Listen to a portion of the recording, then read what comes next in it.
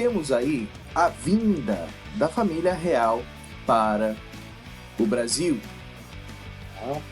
A família real é essa que vai chegar ao Brasil no dia 22 de janeiro de 1808. A questão é, o que envolve essa vinda da família real para o Brasil?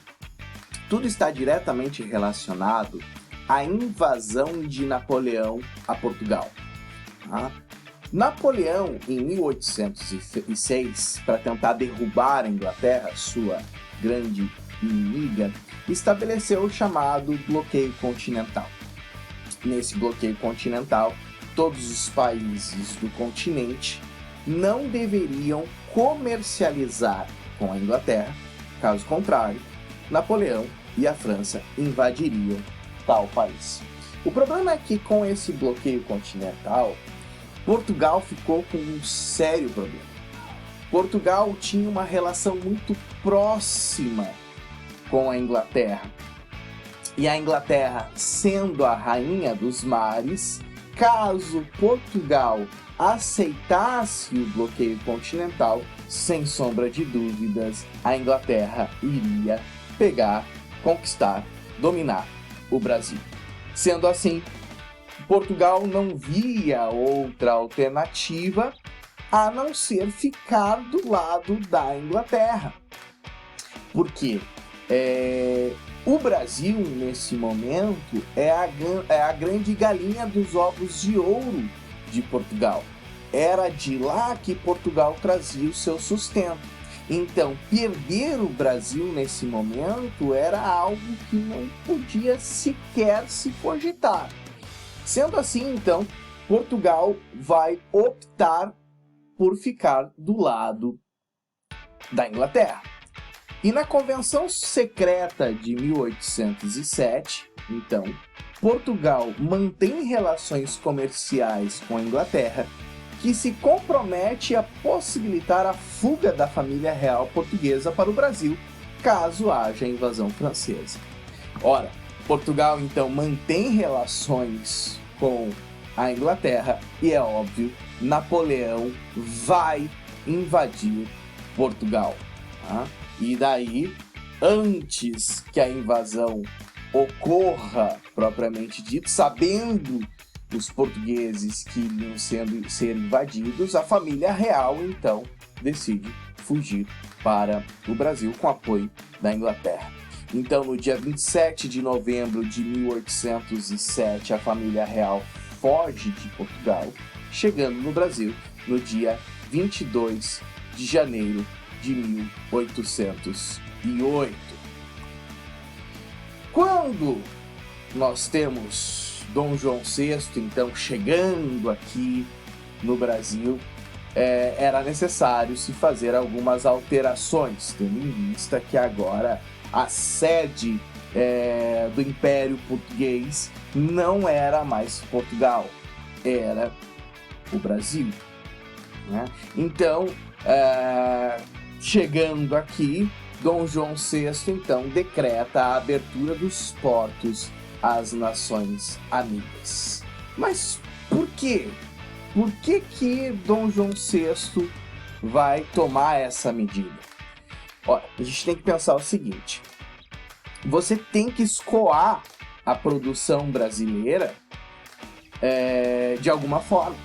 E como que era antes, através do pacto colonial rígido que era estabelecido? Os produtos do Brasil iam para Portugal e de Portugal eram revendidos. Ok, só que agora Portugal está dominada por Napoleão. Como que a gente vai escoar esse produto brasileiro? Não tem como mandar para Portugal. Então a gente tem que abrir o Brasil para as nações amigas virem aqui, ou a gente enviar, o Brasil enviar seus produtos. Então, existia aí a necessidade de escoar a produção brasileira, tendo em vista que Portugal estava dominada. Quem vai ser a maior beneficiada com isso? Sem sombra de dúvidas, a Inglaterra. A Inglaterra vai ser a mais beneficiada. E aqui nós temos o fim do pacto colonial. Porque até então tudo ia para Portugal e Portugal revendia, mas agora não. agora eles vêm pegar direto no Brasil. Aqui nós temos esse fim desse pacto colonial se configurando. Temos aí os tratados de 1810, Tratado de Comércio e Navegação e o Tratado de Aliança e Amizade. O Tratado de Comércio e Navegação estabelecia regras alfandegárias para os países comercializarem aí com o Brasil. Quem se beneficiava com essas regras? A Inglaterra. Por quê? Em comparação aos outros países, a Inglaterra pagava uma taxa alfandegária mais barata. Sendo assim, ela acabava se beneficiando com isso e lucrando mais, fazendo com que, inclusive, a Inglaterra acabasse dominando aí o mercado brasileiro com os seus produtos. Outro tratado importante é a Aliança e a Amizade, na qual os cidadãos ingleses que residiam no Brasil só poderiam ser julgados por juízes ingleses. Isso era, de certa forma, um desrespeito à soberania nacional brasileira e portuguesa nesse momento, porque os ingleses podiam fazer o que eles bem entendessem aqui e eles não seriam julgados por juízes locais, só por juízes da Inglaterra.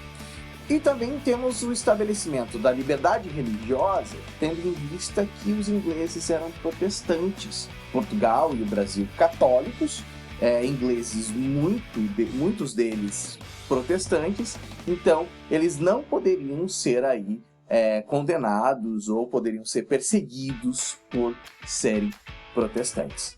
Esses eram os principais pontos aí desses dois tratados.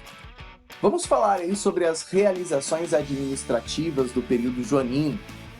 Nós temos a criação do Banco do Brasil em 1808, na qual são estipuladas linhas de crédito, exatamente com a intenção de estimular a economia brasileira, agora sede do Império Português. Nós temos a criação das faculdades de medicina na Bahia e no Rio de Janeiro, nós temos a criação da Biblioteca Real, da Imprensa Real, do Jardim Botânico e também da Escola Nacional de Belas Artes. Vamos lá, vamos falar agora sobre a elevação do Brasil à condição de Reino Unido. Em 1815, então, a gente tem uma grande mudança na história aí do Brasil, porque é nesse momento que o Brasil deixa de ser colônia e se torna Reino Unido a Portugal. Mas por quê? O que aconteceu para o Brasil perder esse título de colônia e virar aí um Reino Unido? Acontece que quando Napoleão foi expulso, nesse processo de expulsar o Napoleão, nós temos o chamado Congresso de Viena. E uma das questões estipuladas pelo Congresso de Viena era a restauração das coroas nos países que Napoleão teria invadido. Ora, isso vai acontecer com Portugal. Então, no Congresso de Viena é estabelecido que a Casa de Bragança, ou seja, a dinastia Bragança de Dom João VI, que reinava Portugal aí antes da invasão de Napoleão, seria restaurada, ou seja, Dom João VI voltaria a ser o rei de Portugal. Só que o problema é que o Dom João VI estava no Brasil e não estava em Portugal.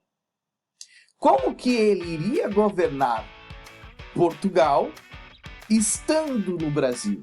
Não tinha sentido, não fazia sentido isso. Então, o que ele tinha que fazer? Ele tinha que falar, não, então vamos fazer o seguinte, vamos transformar o Brasil em Reino Unido, porque daí fica no mesmo patamar que Portugal, e daí eu estou administrando Portugal daqui. E é por isso que o Brasil é elevado.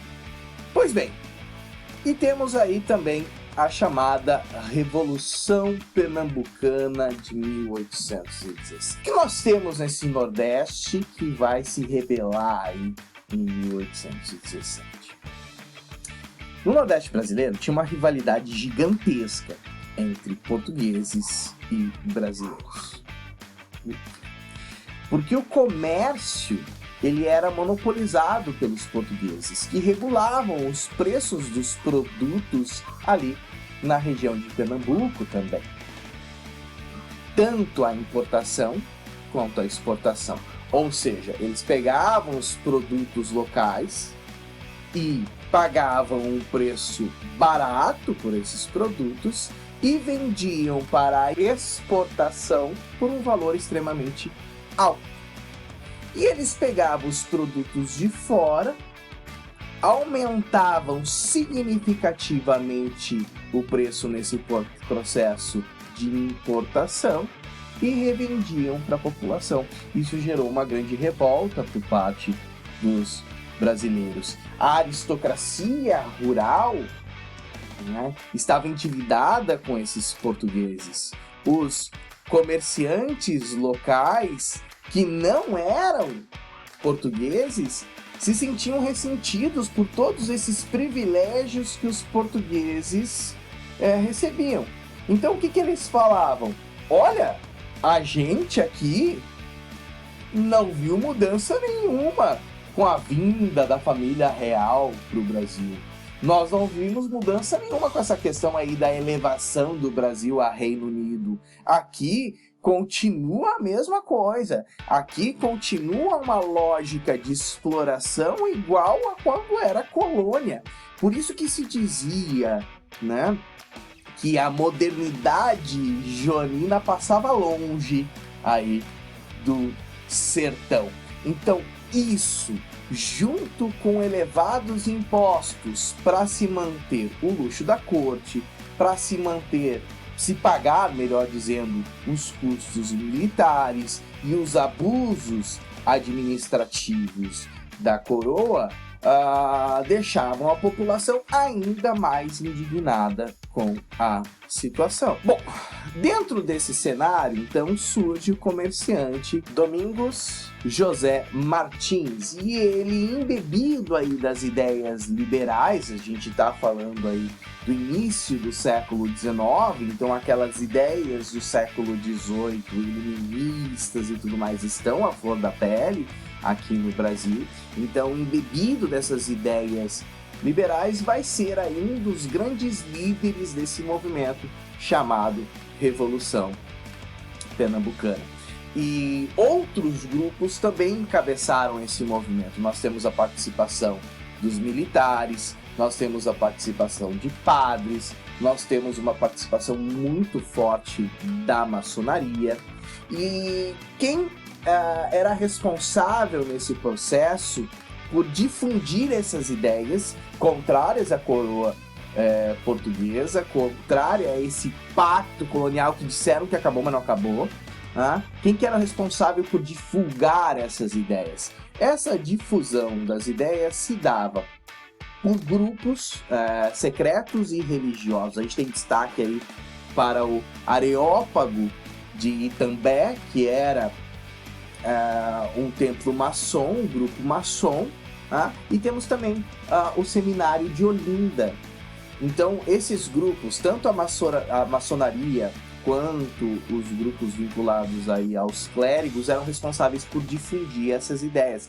Inclusive, por causa dessa participação expressiva dos clérigos, é que a Revolução Pernambucana também é chamada de Revolução dos Padres. E a gente tem um destaque aí para o sacerdote Miguel Joaquim de Almeida Castro, o chamado Padre Miguelinho, que difundia as ideias desse processo revolucionário de forma muito veemente. Pois bem, em 1817, então, com esses rumores, com essas ideias espalhadas aí por Pernambuco, o governador Caetano Pinto de Miranda manda prender os suspeitos aí por conspiração. E essa prisão desses suspeitos, ou melhor dizendo, a tentativa da prisão, vocês já vão entender por quê. Alguns acabam sendo presos mesmo, mas vai acontecer um episódio que eu já vou contar aqui. Então, a tentativa de prisão desses suspeitos vai desencadear a rebelião.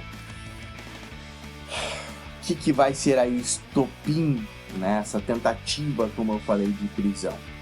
No dia 6 de março de 1817, por determinação do governador, o brigadeiro português Barbosa de Castro foi designado para prender as lideranças militares que estavam à frente da conspiração no Forte das Cinco Pontes. E quando procedia a detenção do capitão José de Barros Lima, também conhecido pela alcunha de Leão Coroado, este sacou a espada e matou o brigadeiro. O ajudante de ordens, Alexandre Tomás, enviado para conter o tumulto, também foi executado a tiros. Esse foi o estopim para o início do movimento em Pernambuco. Por isso que eu falei aqui a tentativa de prisão. É claro que outras pessoas foram presas nesse processo, né?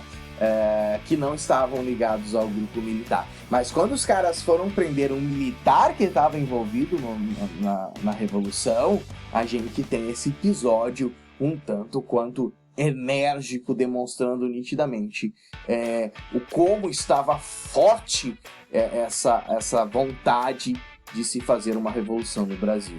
O governador Caetano Pinto de Miranda, então, renuncia o cargo. Por quê? Porque ele vê a força que essa revolução tem e ele vê, inclusive, a violência com que essa revolução está vindo e ele renuncia, que não é bobo. Bom, o que vai acontecer? Ele renunciando, os revoltosos tomam o poder e instauram aí uma junta governativa ali na região de Pernambuco. E por intermédio de um tipo de uma constituição, eles vão instaurar a república, né, ali na região de Pernambuco, e vão mandar um representante para o exterior com a intenção que esse representante falasse com outros países para conseguir o reconhecimento desses outros países dessa independência de Pernambuco, que seria agora uma república, né? Temos então essa força estabelecida, os caras chegam a tomar o poder. As lideranças desse movimento tinham particularidades e existiam aí certos conflitos entre as lideranças. O que mais dividia as lideranças do movimento era a questão da escravidão, porque nós temos aí membros da elite participando desse movimento que, é claro, tinham escravos e não queriam perder esses escravos. Nessa revolução, a gente tem a adesão do povo nesse processo revolucionário e temos esse processo se espalhando. Rio Grande do Norte vai aderir ao movimento, a Paraíba vai aderir ao movimento e a coisa começa a crescer cada vez mais. O que nós temos aí? As tropas para defender o domínio português são enviadas do Rio de Janeiro para acabar com a revolta. E nessa repressão dessa revolta, a gente tem uma figura importante, que é o governador da Bahia, Dom Marcos Noronha e Brito, que vai ser uma das lideranças aí nesse processo de repressão à revolução. Pois bem, o governo consegue aí reprimir a revolta e os líderes foram presos ou condenados à morte. E temos também, além aqui, veja que momento turbulento esse, né? Não é à toa que é às margens da independência do Brasil. Em 1817 tem aqui a Revolução Pernambucana no Brasil. E em 1820 vai ter a Revolução Liberal do Porto, em Portugal, né? Por quê? O que vai acontecer em Portugal? Portugal vivia numa situação extremamente desconfortável desde aí da vinda da família real para o Brasil e também continua-se desconfortável essa situação quando Napoleão é expulso. Por quê? O Napoleão é expulso e o Dom João VI não volta. Dom João VI continua no Brasil e, para administrar Portugal do Brasil, eleva o Brasil a Reino Unido. Os portugueses estão indignados com isso. E para ajudar, quem vai administrar Portugal vai ser Lord Beresford, um militar inglês que tinha aí a tutela de Portugal após a expulsão das tropas napoleônicas. Os portugueses vão estar indignados nessa situação e decidem então fazer uma revolução, a Revolução Liberal do Porto de 1820. O que esses revolucionários queriam? A expulsão do Beresford do poder, a volta do Dom João VI, né? A constitucionalização do reino. Aqui é muito interessante, porque aqui a gente tem um golpe fatal ao absolutismo português. A partir daqui nós temos o fim do absolutismo português e o início de uma monarquia constitucional parlamentarista. Então, volta Dom João VI, fica na tua aqui e tu vai ter que jurar lealdade, fidelidade à Constituição e não vai poder fazer só o que você quer, não. E, além disso, queriam que o Brasil voltasse à situação de colônia. Um dos grandes líderes aí desse movimento vai ser o Manuel Fernandes Tomás, e em 1820, como eu já falei, vai eclodir essa revolução. Os caras tomam o poder, né? Lord Beresford, na realidade, estava numa visita ao Brasil. Eles tomam o poder, formam uma junta provisória que vai governar Portugal. São feitas eleições para as cortes constituintes que vão criar a Constituição portuguesa. E falam, e aí, Dom João VI, vai voltar ou não? Ou vai perder a coroa? E Dom João VI, é óbvio, se viu obrigado a voltar e obrigado aí a aceitar a Constituição portuguesa, botando fim aí ao absolutismo. Então, no dia 26 de abril de 1821, Dom João VI parte para Portugal, né? E quando ele parte, é a primeira vez que o Brasil é saqueado. Quer dizer, a primeira vez não, já estava sendo saqueado durante a colônia, né? Mas, enfim, quando Dom João VI está voltando para Portugal, o que Dom João VI faz? Pega toda a grana do Banco do Brasil, todo o tesouro do Banco do Brasil, levando o Brasil a uma ruína econômica. Deixa aqui para cuidar do Brasil quem?